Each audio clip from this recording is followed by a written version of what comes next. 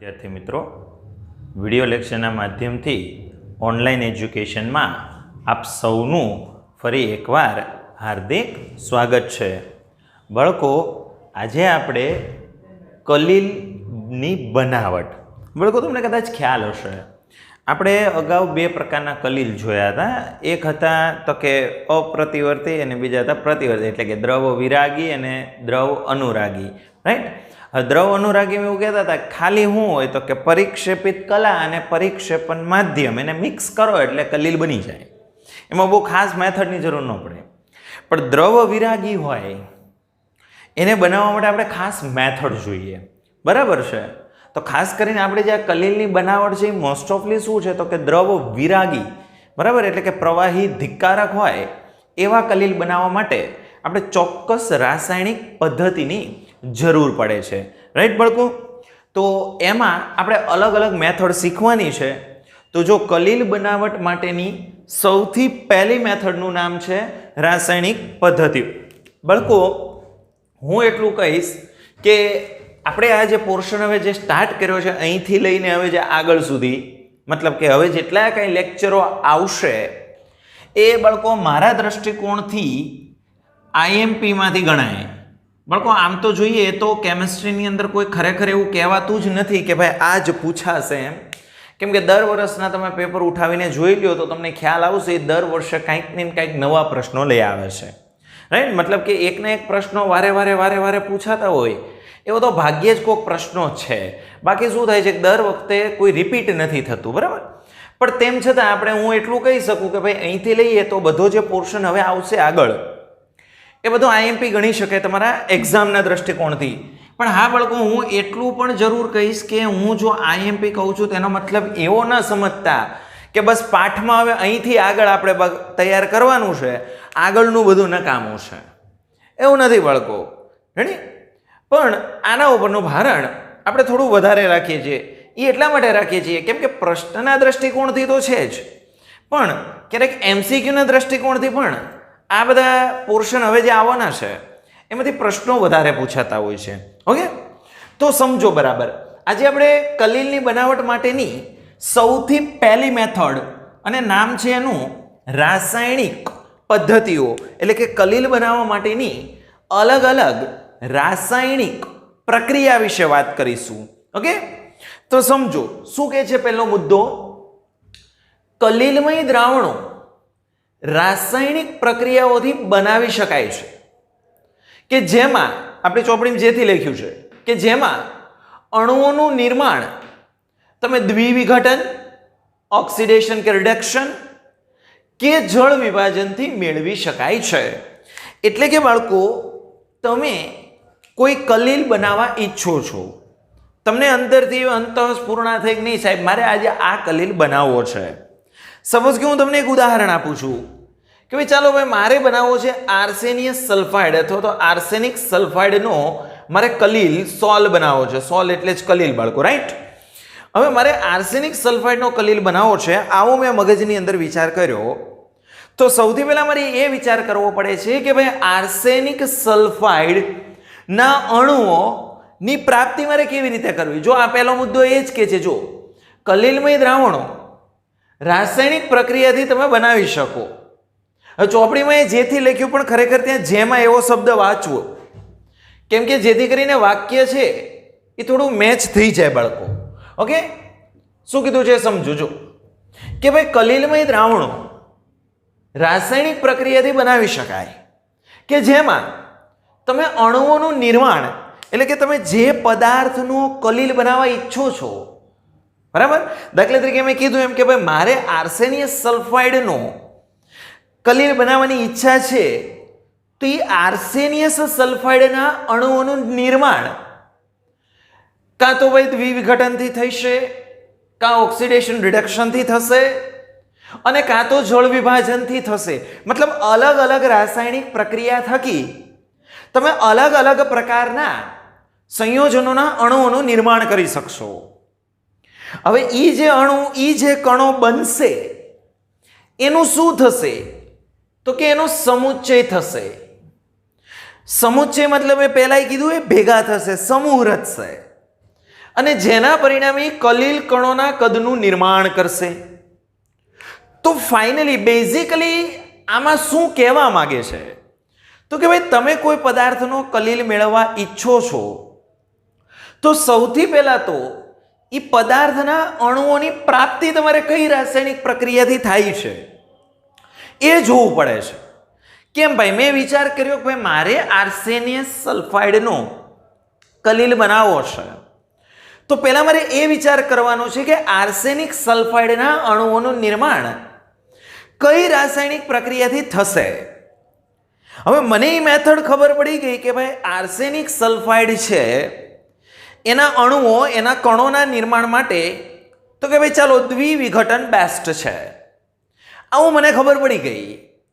તો બળકો મને ખબર પડી ગઈ છે કે ભાઈ ચાલો દ્વિવિઘટન એ આર્સેનિક સલ્ફાઇડ માટે બેસ્ટ મેથડ છે.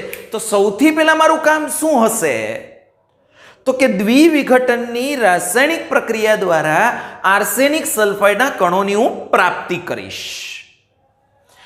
જ્યારે મને આર્સેનિક સલ્ફાઇડના કણોની પ્રાપ્તિ થઈ જાય છે પછી એના સમુચ્ચય રચાશે, એનો સમૂહ થશે અને સમૂહને પરિણામે એવી સ્પીસીસ બનાવશે કે જે કલીલ કણોના કદના ગાળાની હોય, એટલે કે સોલનું નિર્માણ કરશે, કલીલનું નિર્માણ કરશે. રાઈટ? તો બેઝિકલી ખબર પડી ગઈ શું આ મેથડ છે કે તમે ભાઈ જે પદાર્થ બરાબર એનો કલીલ બનાવવા ઈચ્છો છો તો સૌથી પહેલા એના અણુઓની પ્રાપ્તિ અલગ અલગ રાસાયણિક પ્રક્રિયાથી થાય. હવે કેવી રાસાયણિક પ્રક્રિયા? તો કે ભાઈ દ્વિવિઘટન, ઓક્સિડેશન રિડક્શન, જળ વિભાજન, આવી ઘણી બધી મેથડ છે. એનાથી તમે કણોની પ્રાપ્તિ કરો. કણોની પ્રાપ્તિ તમારી પાસે થઈ જાય છે પછી એનો સમુચ્ચય રચાશે અને એ સમુચ્ચયથી જે સ્પીસીસ બનશે એ કલીલ કણોના કદના ગાળાની હશે. ખ્યાલ આવે છે બાળકો? હું બોલું છું એ સમજાય જ? જેમ કે જો બાળકો હું તમને 2-3 પ્રક્રિયા સમજાવીશ એટલે થોડો આઈડિયા આવી જશે. જુઓ, સૌથી પહેલું જુઓ અહીંયા આગળ મારી પાસે આર્સેનિયસ ઓક્સાઇડ એટલે કે As2O3, AS એટલે આર્સેનિક બાળકો. તો મારી પાસે આર્સેનિકનો ઓક્સાઇડ છે બાળકો, એની હું હાઇડ્રોજન સલ્ફાઇડ સાથે પ્રક્રિયા કરું છું.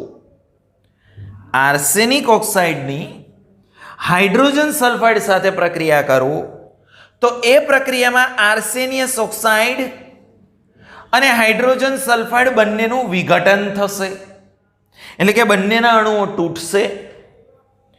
અહીંથી સલ્ફર અહીંયા ટ્રાન્સફર થઈ જશે અને અહીંનો ઓક્સિજન અહીંયા ટ્રાન્સફર થઈ જશે. તો આર્સેનિકની સાથે સલ્ફર ટ્રાન્સફર થાય એટલે આર્સેનિયસ સલ્ફાઇડ બની જશે અને અહીંયા ઓક્સિજન ટ્રાન્સફર થાય એટલે તમારી પાસે બની જશે પાણીના અણુઓ. તો જુઓ આર્સેનિયસ સલ્ફાઇડના કણો મને મળી ગયા. રેડી? તો મારી આ રાસાયણિક પ્રક્રિયા તો અહીંયા પૂરી થઈ ગઈ. કેમ? તો કે હવે મને આર્સેનિક સલ્ફાઇડ મળી ગયું છે. હવે આ આર્સેનિક સલ્ફાઇડના કણો શું કરશે? તો કે સમુચ્ચય રચશે. આર્સેનિયસ સલ્ફાઇડના કણો શું કરશે? સમુચ્ચય રચશે, સમૂહ રચશે અને એ સમૂહથી એવી સ્પીસીસ, એવા ઘટકોનું નિર્માણ કરશે કે જેનું કદ કલીલ કણોના કદના ગાળામાં એટલે કે સોલનું નિર્માણ કરશે, કલીલનું નિર્માણ કરશે. રાઈટ? સેકન્ડ એક્ઝામ્પલ જુઓ. સેકન્ડ એક્ઝામ્પલ, સલ્ફર ડાયોક્સાઇડની હાઇડ્રોજન સલ્ફાઇડ સાથે પ્રક્રિયા કરું છું. સિમ્પલી છે, આ સલ્ફર છે એ નીકળી જશે અને ત્યાં ઓક્સિજન આવી જશે. તો હાઇડ્રોજનની હારે ઓક્સિજન આવી ગયો એટલે એ બનાવી નાખે છે H2O. જ્યારે આ સલ્ફર સાથે કનેક્ટ થઈ ગયો છે એટલે કે આમ સલ્ફર જુદો પડી ગયો છે તો 3 મોલ સલ્ફરની પ્રાપ્તિ થાય છે. તો બાળકો મેં સલ્ફર ડાયોક્સાઇડમાંથી હાઇડ્રોજન સલ્ફાઇડ સાથેની પ્રક્રિયાથી ઓક્સિડેશન ક્રિયા કરી છે. મતલબ સલ્ફર ડાયોક્સાઇડની H2S સાથે ઓક્સિડેશનની ક્રિયા કરી અને મને સલ્ફર મળ્યો છે. હવે આ જે સલ્ફર છે એક સમુચ્ચય રચશે અને સમુચ્ચયથી સોલનું નિર્માણ કરશે. હવે ઘણાને અહીંયા એક પ્રશ્ન થશે, સાહેબ આ ઓક્સિડેશન કઈ રીતે કહેવાનું? બાળકો સમજો, અહીંયા આગળ H2S માં સલ્ફરનો ઓક્સિડેશન આંક -2 હશે, પણ અહીંયા તમે સલ્ફરનો ઓક્સિડેશન આંક ગણશો તો 0 આવશે. તો ઓક્સિડેશન આંક -2 માંથી 0 એટલે કે ઓક્સિડેશન આંકનો વધારો થયો છે. કોના? તો કે સલ્ફરના. તો સલ્ફરના ઓક્સિડેશન આંકમાં વધારો થયો એટલે કે એ ઓક્સિડેશનની ક્રિયા ગણાય છે. ખ્યાલ આવે છે? બોલું છે સમજાય જ? ઓકે, સરસ. હવે સમજો, તો સલ્ફર ઓક્સિડેશન પામી અને સલ્ફરનો સોલ આપે છે એટલે મેં અહીંયા ઓક્સિડેશન લખ્યું. પણ હા બાળકો, અહીંયા એવું નહીં સમજવાનું સાહેબ શું અહીંયા રિડક્શન ના હોય. બાળકો મેં તમને 11માં શીખવાડ્યું છે કે જ્યાં ઓક્સિડેશન હાજર હશે ત્યાં રિડક્શન હાજર હોય જ. તો દાખલા તરીકે મેં એમ કીધું કે ભાઈ સલ્ફર છે એનું ઓક્સિડેશન થયું તો સામે રિડક્શનની ક્રિયા પણ હશે જ. પણ અહીંયા આગળ આપણે બેઝિકલી ખાલી એમ જ યાદ રાખવાનું છે કે અહીંયા સલ્ફરનો ઓક્સિડેશન આંક -2 હતો, અહીંયા સલ્ફરનો ઓક્સિડેશન આંક 0 થયો, મતલબ સલ્ફરના ઓક્સિડેશન આંકમાં તો કે વધારો થયો, અને ઓક્સિડેશન આંકનો વધારો મતલબ એ ઓક્સિડેશનની ક્રિયા કહેવાય. અને આ રીતે મને સલ્ફરનો સોલ મળશે. બાળકો ત્રીજું ઉદાહરણ જોઈ લો. તો કે ત્રીજા ઉદાહરણની અંદર સમજો, AuCl3. બાળકો Au એટલે ગોલ્ડ, રાઈટ? સોના માટેની સંજ્ઞા છે Au.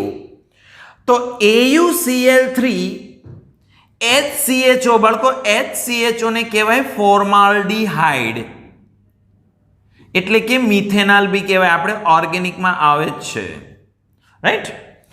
AuCl3 એની ફોર્માલ્ડીહાઇડ સાથે પ્રક્રિયા કરાયું જલીય દ્રાવણમાં, બરાબર છે? તો AuCl3 માંથી બાળકો મને મળે છે Au. હવે આમાં Au નો ઓક્સિડેશન આંક ગણશો તો તમને ખ્યાલ આવશે +3 હોય. આમાં AuCl3 માં તમે બાળકો Au નો ઓક્સિડેશન આંક ગણશો તો જવાબ આવશે +3. જ્યારે અહીંયા તમે Au નો ઓક્સિડેશન આંક શું કહેશો? તો કે સાહેબ એ તટસ્થ પરમાણુ છે, 0 હોય. તો બાળકો અહીંયા તમે જુઓ, Au નો ઓક્સિડેશન આંક +3 હતો, એમાંથી Au નો ઓક્સિડેશન આંક 0 થયો, મતલબ તમને ગોલ્ડના કણો કઈ ક્રિયાથી મળેલા છે? તો કે રિડક્શનની ક્રિયાથી મળ્યા છે. જુઓ તમે, ગોલ્ડના કણોની પ્રાપ્તિ તમને કઈ ક્રિયાથી થઈ છે? રિડક્શનની ક્રિયાથી થઈ છે. તો બાળકો ગોલ્ડની પ્રાપ્તિ રિડક્શનની ક્રિયાથી થઈ છે એટલે મારા વાળો મેં અહીંયા રિડક્શન એવું લખેલું છે. બાકી ઓક્સિડેશન હોય જ, જેમ કે ફોર્માલ્ડીહાઇડનું ઓક્સિડેશન થાય અને આ ફોર્મિક એસિડ મળેલું જ છે મને. જુઓ, ફોર્માલ્ડીહાઇડના ઓક્સિડેશનથી મને ફોર્મિક એસિડ એટલે કે મિથેનોઇક એસિડ મળ્યું જ છે, પણ તેમ છતાં રિએક્શનમાં શું નામ લખ્યું? રિડક્શન. શા માટે? તો કે તમારે કોનો સોલ બનાવવો છે? ગોલ્ડ સોલ, બરાબર? સોનાનું કલીલ બનાવવું છે. તો મને કહો AuCl3 માંથી તમે Au ની પ્રાપ્તિ કરી તો એમાં કઈ ક્રિયા થઈ છે? તો કે Au પોતે રિડક્શન અનુભવે છે એટલે બાળકો અહીંયા મેં રિડક્શન લખેલું છે, રાઈટ? એવી જ રીતે બાળકો મારી પાસે ફેરિક ક્લોરાઇડ છે FeCl3. તો ફેરિક ક્લોરાઇડનું બાળકો જળ વિભાજન, બાળકો જળ વિભાજનમાં પાણી દાખલ થાય, જળ વિભાજનની ક્રિયા હોય એમાં પાણી દાખલ થાય. તો બાળકો FeCl3 માં જ્યારે હું પાણી એડ કરું છું તો બાળકો મને મળે છે ફેરિક હાઇડ્રોક્સાઇડ. હવે ઘણાને થશે કે સાહેબ તમે આવું કેમ લખ્યું? બાળકો ઘણી બુક્સની અંદર અથવા ઘણા શિક્ષકો દ્વારા FeOH3 ટાઈમ એટલે કે ફેરિક હાઇડ્રોક્સાઇડ લખવાની બદલે Fe2O3 X2O લખવામાં આવે છે. બાળકો આ બેયને વર્ણન એક જ રીતે થાય છે, બરાબર છે? Fe જળયુક્ત છે, બરાબર? એટલે કે FeCl3 ના જળ વિભાજનથી મળેલા કલીલ કણો, રેડી? એની વાત છે. તો અહીંયા FeCl3 માં પાણી ઉમેરવાથી મને કલીલ કણો મળ્યા છે, માટે આ ક્રિયામાં મેં જળ વિભાજન લખ્યું છે. અને ફરી એકવાર રિપીટ કરી દો, આ ક્રિયાથી જે કંઈ કણો મળે છે, રેડી, આ બધા જ કણો શું કરશે તો કે સમુચ્ચય રચશે અને સમુચ્ચયથી એ કણોનું કદ કલીલ કણોના કદના ગાળામાં ફેરવાઈ જશે, એટલે તમારા સોલ એટલે કે કલીલનું નિર્માણ થઈ જશે બાળકો. રાઈટ? બોલું છું, ખ્યાલ આવે છે કે ડાઉટ? તો આ કલીલની બનાવટ માટેની પહેલી મેથડ રાસાયણિક પદ્ધતિ અહીંયા આગળ પૂરું થયું. રાઈટ? નેક્સ્ટ મેથડ બ્રેડિંગ ચાપ પદ્ધતિ એટલે કે વિદ્યુતીય વિક્ષેપણ. બાળકો મેં તમને પહેલેથી કીધું છે, અહીંથી બધો પોર્શન આખો આઈએમપી શરૂ થઈ જ ગયો છે. પરીક્ષાના દ્રષ્ટિકોણથી આઈએમપી ટૂંકનોંધમાંની એક ટૂંકનોંધ આ કહી શકાય બાળકો. રાઈટ? વિદ્યુતીય વિઘટન એટલે કે બ્રેડિંગ ચાપ પદ્ધતિ. બાળકો સમજો શું છે તો કે બ્રેડિંગ ચાપ અથવા વિદ્યુતીય વિઘટનમાં ખબર પડે ને કે મારે વિઘટન કરવાનું છે. શું કરવાનું છે? મારે વિઘટન, કણો તોડવાના છે, પણ શેના વડે? વિદ્યુત પ્રવાહ વડે. કણો તોડવાના છે પણ શેના વડે? વિદ્યુત પ્રવાહ વડે તોડવાના છે. એટલે આ મેથડનું નામ છે વિદ્યુતીય વિઘટન. એનો શોધક બ્રેડિંગ. રેડી?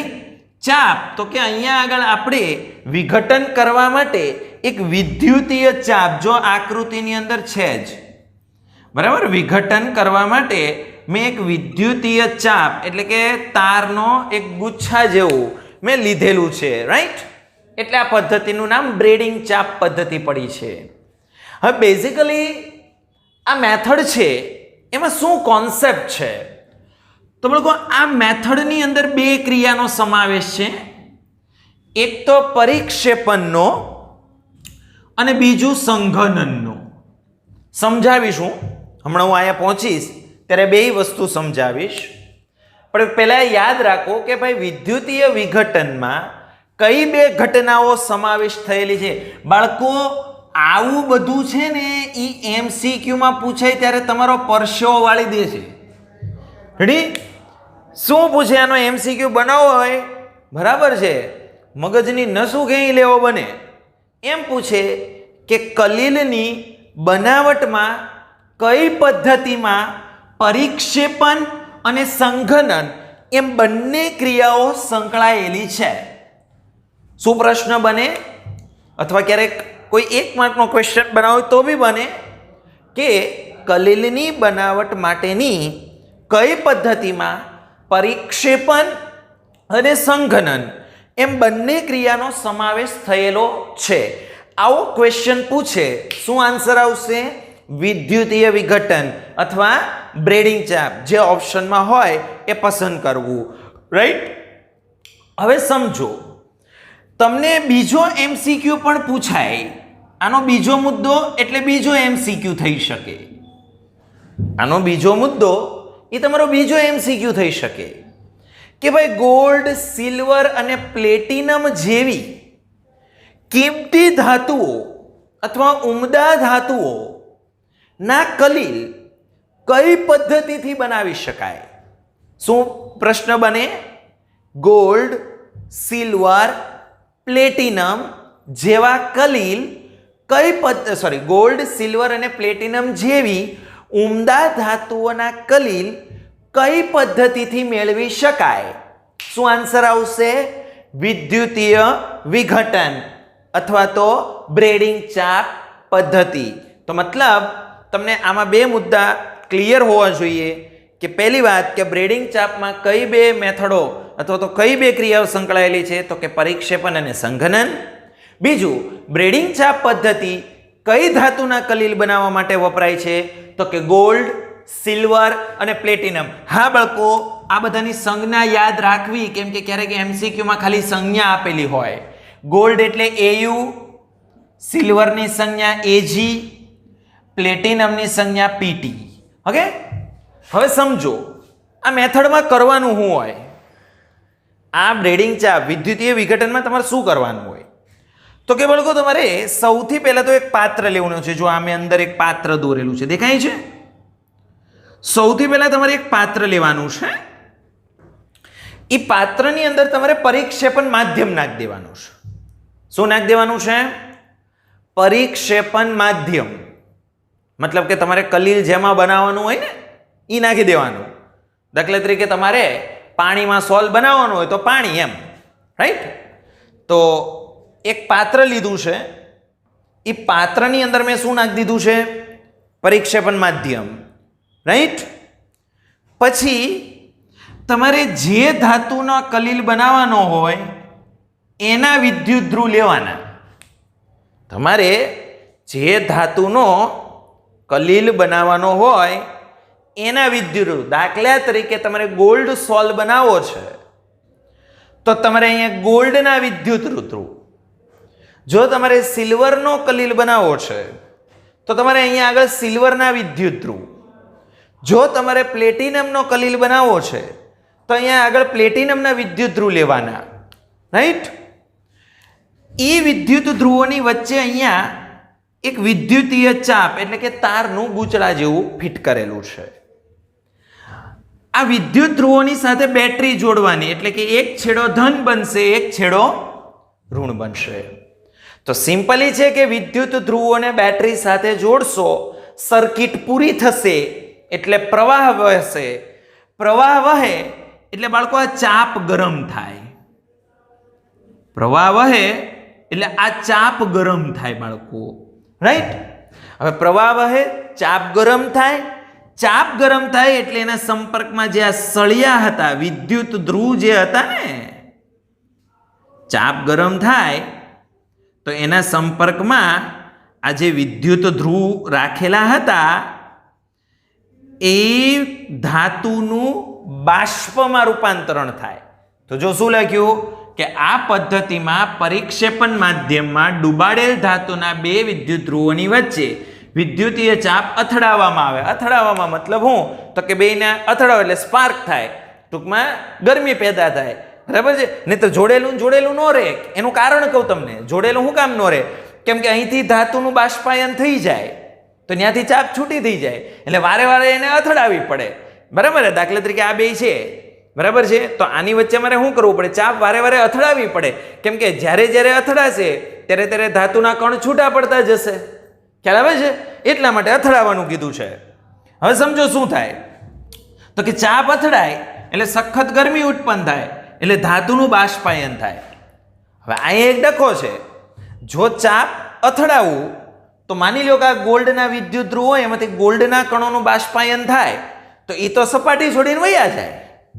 મતલબ ગોલ્ડના કણો છે એ બાષ્પ સ્વરૂપે સપાટી છોડીને વયા જશે. તો બાળકો જો ગોલ્ડના કણો બાષ્પ બની અને સપાટી છોડી અને વયા જશે તો આપણે ઠન ગોપાલ થઈ જાય, ખોટનો ધંધો થઈ જાય. આપણે ગોલ્ડ સોલ્વ બનાવવાનું હતું, ગોલ્ડ તો બાષ્પ થઈને વયું ગયું. એક તો હોનું હોય મોંઘું પાછું અત્યારે, હે? તો શું કરવાનું? તો જો મેં એની આજુબાજુ બરફ કુંડ રાખ્યો છે. શું રાખ્યું છે? બરફ કુંડ. એ બરફ કુંડ શું કામ રાખ્યો છે? તો કે એ આને ઠંડુ રાખે. આજુબાજુ બરફ હોય એટલે આ પ્રણાલી ઠંડી રહે કે ન રહે? હવે આ પ્રણાલી ઠંડી રહે એટલે જેવી તમે ચાપ અથડાવો, પ્રણાલી ઠંડી હોય. હવે તમે જ્યારે ચાપ અથડાવો એટલે ક્ષણવાર ગરમી ઉત્પન્ન થાય એટલે ગોલ્ડના કણો છૂટા પડે. પણ ગોલ્ડના કણો છૂટા પડી પણ બાજુનું માધ્યમમાં બરફ રાખ્યો હતો એટલે આ પ્રણાલી ઠંડી હોય એટલે ગોલ્ડના કણો છે એ સમુચ્ચય રચશે. બાષ્પ બનીને સપાટી છોડીને નહીં જાય. ગોલ્ડના કણ શું કરશે? સમુચ્ચય રચશે. આ રીતે હવે ગોલ્ડના કણોનો સમુચ્ચય રચાય એ આ માધ્યમમાં તરતો રહે એટલે કે કલીલ કણોના કદના ગાળાની સ્પીસીસ હોય. તો ગોલ્ડ સોલના કણો સમુચ્ચયથી ભેગા થાય અને આ પરિક્ષેપણ માધ્યમમાં તરતા હોય. તો તમે જુઓ આમાં બે ક્રિયા થઈ. સૌથી પહેલા શું થયું જુઓ તો કે આમાં પરિક્ષેપણ અને સંઘનન બે ક્રિયા થઈ. કેમ? તો કે જો જ્યારે મેં ચાપ અથડાવી ત્યારે ગોલ્ડના કણો છૂટા પડ્યા, એનું પોતાનું કદ કલીલ કણ જેટલું નહોતું.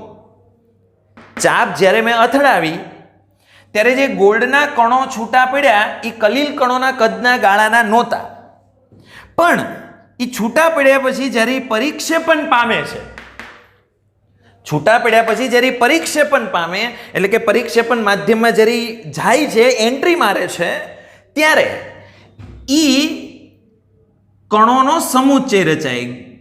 બરાબર છે? એટલે કે ગોલ્ડના કણોનો શું થાય? સમુચ્ચય રચાય, એટલે કે સંઘનન થયું. બધા ભેગા થયા. જો ગોલ્ડના કણો ભેગા થયા અને ગોલ્ડના કણો ભેગા થઈ અને એવી સ્પીસીસનું નિર્માણ કરી નાખે કે જેનું કદ કલીલ કણોના કદ જેટલું હોય. એટલે કે અહીંયા તમારો ગોલ્ડ સોલ તૈયાર થાય. શું તૈયાર થાય બાળકો? અહીંયા આગળ ગોલ્ડ સોલ તૈયાર થાય. ખ્યાલ આવે છે? તો ક્યારેક ક્યારેક એમસીક્યુમાં એવું પૂછે, ખાલી પર્ટિક્યુલર એમ જ પૂછે, ગોલ્ડ સોલ બનાવવા માટે નીચેના પૈકી કઈ પદ્ધતિ વપરાય? કઈ વપરાય? વિદ્યુતીય વિઘટન અથવા તો બ્રેડિંગ ચાપ. બાળકો શું થાય છે ખ્યાલ આવી ગયો? આ મેથડની અંદર બધી ખબર પડી. મેં જે ધાતુનો કલીલ બનાવવાનો તેને વિદ્યુત ધ્રુવ લીધા, એની યાર બેટરી જોડી, વચ્ચે ચાપ રાખી, બરાબર છે, આજુબાજુ બરફ રાખ્યો અને આ પાત્રની અંદર જેમાં કલીલ બનાવવાનું તે પરિક્ષેપણ માધ્યમ લીધું, ચાપ અથડાવી એટલે અહીંથી કણો છૂટા પડ્યા, કણો છૂટા પડ્યા એ બાષ્પાયન ન થાય એટલે આ બરફ રાખ્યો હતો, એટલે કણો ન્યા રે પરિક્ષેપણ માધ્યમમાં, એ સમુચ્ચય રચે અને સમુચ્ચય રચીને તમને જે તે ધાતુનો સોલ બનાવીને આપશે. આનો મેઇન કોન્સેપ્ટ છે બ્રેડિંગ ચાપ પદ્ધતિનો. રાઈટ? તો તમને કલીલની બનાવટની મેં આજે 2 IMP મેથડ શીખવાડી, એક રાસાયણિક પદ્ધતિ અને બીજું વિદ્યુતીય વિઘટન. બાળકો આશા રાખું કે તમને આ બંને મેથડ સરસ મજાની સમજાઈ હશે. હવે આપણે નેક્સ્ટ મેથડ નેક્સ્ટ લેક્ચરની અંદર લેશું. ત્યાં સુધી હવે આપણે રજા લઈશું અને ઘરે રહી શાંતિથી રીડિંગ કરવાનું છે. બીજો પોઈન્ટ ખાસ તમને કહી દઉં, હમણાં જ આપણે એક ગુજકેટનો પેપર ટૂંકમાં ગયો, બરાબર, 12મા ધોરણ માટેનો. તો આપણે જે કાંઈ ચેપ્ટરોમાંથી જે કોન્સેપ્ટ ચાલ્યા છે એના ગુજકેટના પેપરમાંથી MCQ સોલ્વ કરી અને હોમવર્ક સ્વરૂપે તમારે આશીષભાઈને મોકલવાના રહેશે વિધિન 2 days. રાઈટ? ઓકે, હવે ફરી મળીશું. Thank you.